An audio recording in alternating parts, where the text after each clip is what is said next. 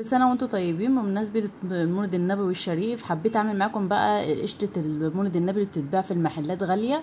هبدأ اعملها معاكم بمكونات بسيطة في البيت، وزي ما انتم شايفين المطة الجميلة دي اللي بتاكليها من بره. هجيب اول حاجة معلقتين كبار من الجيلاتين البودر، بتباع عند اي عطار او مستلزمات حلويات. هحطهم في بولة صغيرة وهبدأ اضيف عليهم ربع كوباية مية وادوبهم كويس جدا لغاية لما الجيلاتين يدوب معايا تماما.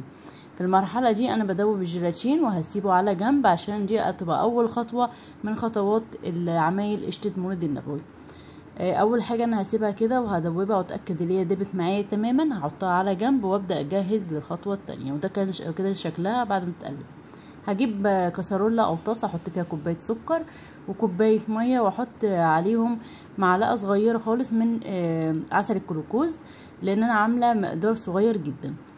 هبدأ ادوبهم مع بعض كده، وهبدأ احضر الحاجة اللي انا هعمل فيها، اذا كانت طبق صغير او بولة صغيرة، اي حاجة عندك عايزة تعملي فيها. هحط كيس تلاجة وهدهنه بالزيت واحط عليها رشة جوز هند ورشة زبيب، ودي الخطوة الاساسية لان هي فعلا لما بنشتريها بتبقى بنفس الخطوات. هجيب بقى شفشق خلاط او بقى مضرب يدوي او مضرب كهرباء، وهضرب المكونات كلها مع بعضيها، الجيلاتين والعسل اللي انا طلعته على النار يا دوبك غلى غلوتين تماما، وهبدأ اضربهم كده زي ما انتم شايفين في الخلاط لمدة 7 دقايق. المقدار بقى دوت مقدار صغير، انت لو حابة تكتري في المقدار هتزودي في المقادير.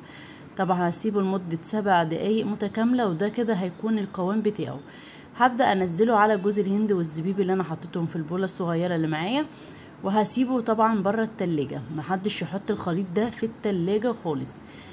هتحطيه بره التلاجة تحت مروحة كده او تسلطش عليه المروحة، هيبدأ هو ينشف معاكي كده بالطريقة ديت. وهي طبعا الجيلاتين هو المكون الاساسي اللي بيخلي المكونات كلها تتجمع معايا. وطبعا انا كنت حاطه بقى جوز هند وزبيب تاني فوق الوش، وكده انا بقطعه لمكعبات. طبعا لو حسيتي اللي هو بيلزق معاكي هتغرقيه طبعا في جوز الهند عشان ما يلزقش معاكي في ايديكي. بس عايزه اقول لكم خطوه مهمه جدا، طعمه بجد تحفه وقد ايه بيمط وجميل جدا. لو عجبتكم الوصفه عايزه لايك وشير للفيديو، واتمنى مولد سعيد ليكم.